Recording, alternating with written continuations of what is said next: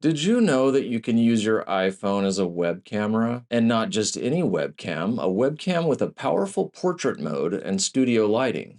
In fact, I'm recording this very video on my iPhone 12. Apple's fancy name for it is Continuity Camera. All you need to take advantage is an iPhone running iOS 16 or later and a Mac running macOS Ventura or later. And one last detail, you'll need some kind of app, of course, for displaying the video feed. Well, I got you covered. Not only am I a webcam evangelist, I'm a seasoned Mac developer, and I've created just the app for taking advantage of the incredible continuity camera. It's called CamSimple. You can use it to record a full screen video like this one. Yeah, I used it for this. And you can use it as a picture-in-picture solution for making screencasts like this one. Check it out. Here it is in the App Store. It's a 100% free, as in beer, download. You can find a link in the description or just search the App Store for CamSimple. Now that you have CamSimple or some other app up and running, it's a no-brainer to enable portrait mode. All you have to do to enable portrait mode and studio lighting is open Control Center,